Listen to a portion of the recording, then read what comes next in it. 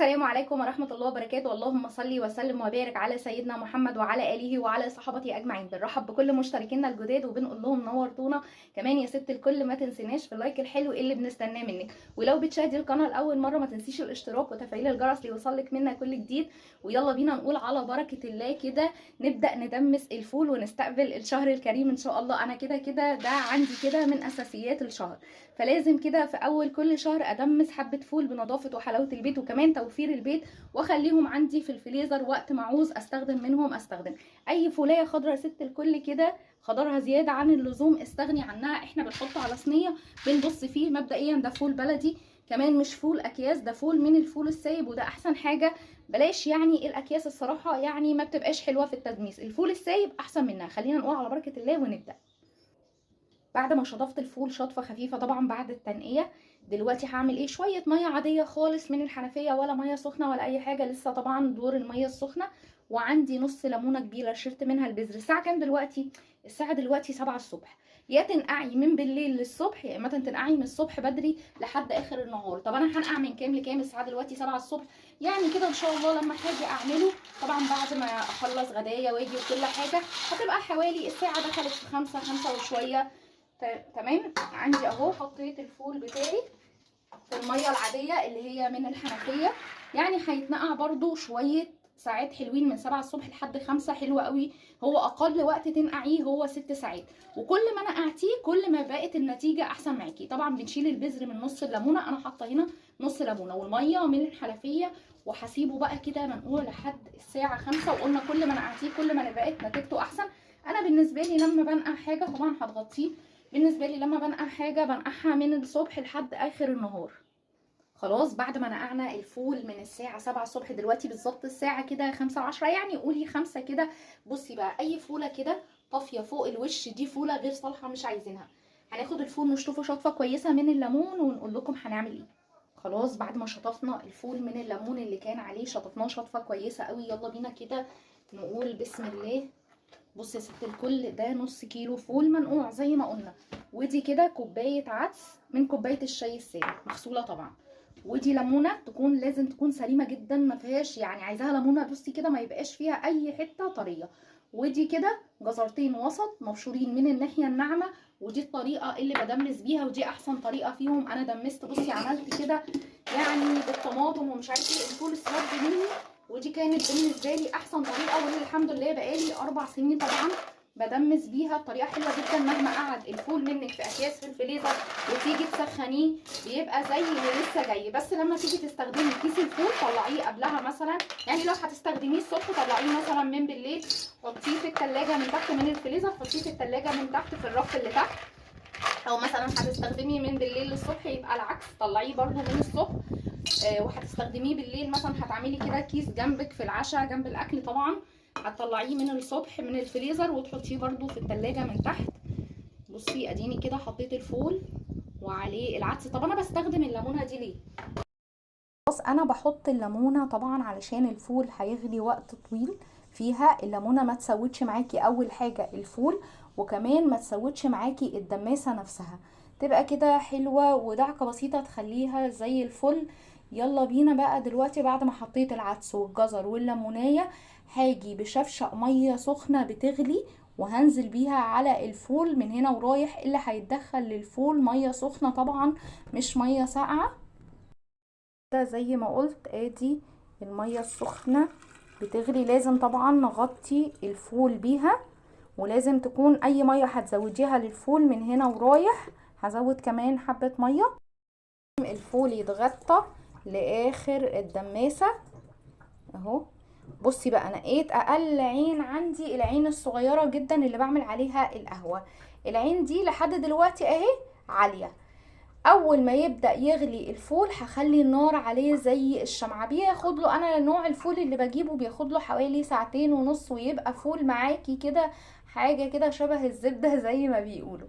طيب اول ما يبدأ يغلي جامد انا هقلبه دلوقتي تقليبة كويسة، واول ما يبدأ يغلي جامد هنهدي النار نخليها زي الشمعة ونسيبه بقى مع نفسه منين ما يستوي. تقليبه كويسه اهو. يلا بينا بقى نغطيه وزي ما احنا قلنا كده، ومش كل شويه هفتح عليه الغطا. الفول يعني كل ساعة الا ربع كده قلبيه طول ما هو على نار هادية. بصي عليه بس عشان لو محتاج مية تزودي له، كتر فتح الغطا عليه بيسود الفول منك. طيب خلينا بقى دلوقتي نسيبه كده، هو هياخد له تقريبا يعني زي نص ساعة عشان يبدأ يغلي كويس. خلينا نسيبه براحته على العين الصغيرة على نار عالية لحد ما يبدأ يغلي. بصي الفول كده بعد اول نص ساعة الفول بيغلي من تحت اهو. يلا بينا بقى نهدي النار عليه ونخلي النار عليه زي الشمعة كده. بعد النص ساعة الاولانية كمان ساعة وربع انا ما فتحتش عليه خالص من ساعة طبعا اول فتحة فتحتها عليه علشان بس اهدي النار عليه، ما فتحتش عليه تاني. انا عارفة ومتأكدة ان هو كده هيكون محتاج مية، فيلا بينا كده نشوف وصل لايه. بسم الله. الله كده بصوا طبعا انا بشم ريحته ان هو بدأ يدخل في السوا، يعني كده متهيألي ان هو اخد ساعتين الا ربع، لسه قدامه ساعة وربع كمان علشان اخد فولة مستوية حلوة قوي.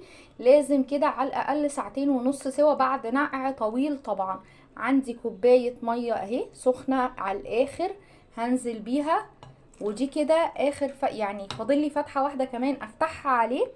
تعالي بس كده نقلبه الاول. يبقى انا كده مثلا قدامي قد ايه؟ قدامه ساعة وربع. هفتح عليه مرة كمان، ودي اللي هحط فيها المكون الاخير اللي هيخلي الغرة يربط معانا ويخلي الفول زي بتاع بره بالظبط. طبعا على نار هادية. بس دلوقتي هعمل ايه؟ بعد ما ضفت كوباية المية على طول هطلع الليمونية لانها خلاص كده دخلت في مرحلة سوا جامد. انا مش عايزاها الليمونة تتكسر جوه الفول فالفول يتمرر معاكي. انا خدت منها يعني خلاص كده هي عملت لي الشغلانة بتاعتها ان هي ما تسودليش الفول ولا تسود لي الدماسة من حواليها، فهطلعها. ليمونة زي ما انا حسبت حسابي. بصي الليمونة اهي خلاص كده يعني شوية كده، وكانت طبعا مع الوقت الطويل على النار كانت هتتكسر في الفول، فلازم بعد ساعة ونص يعني بالكتير قوي تطلعي الليمونة. خلاص اخدنا منها اللي احنا عايزينه، لازم تطلعيها ما تسيبيهاش طبعا لحد ما تتكسر في الفول علشان ما تمررش. بقى نعمل اخر مرحلة في الفول. عندي معلقتين عشان نربط بيهم الغيرة، عندي معلقتين نشا هرميين حطيتهم في الكوباية، ودي كوباية كمان مية سخنة كده بتغلي، ودي اخر حاجة هضيفها. لازم احط على النشا مية سخنة، اوعي تحطي مية ساقعة علشان ما يجرمس الفول معاكي. يلا نقلبها كويس بقى. انزل بيه بسم الله. نزلت كده بالنشا بتاعي مع كوباية المية السخنة، وتعالي بقى نقلبهم زي ما هما. اكتر حاجة في الفول هي طبعا تخلي الفول معاكي زي بتاع بره بالظبط حاجتين: النار والنقع. النار لازم تكون زي الشمعة، قلبي كويس اول ما تنزلي بالنشا، قلبي كويس وهدي النار، لازم تكون هادية عليه جدا. وكمان النقع لفترة طويلة هو اللي بيخلي الفول معاكي زي العربية بالظبط. هنكمل كده، هنغطيه كمان لمدة ربع ساعة كمان كده، والنار برضو هادية. يلا بينا كده نشوف الفول بتاعنا.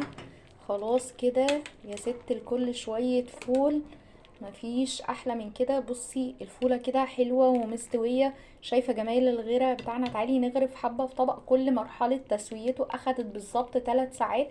تعالي كده نغرف حبة في طبق ونشوف الدنيا ايه.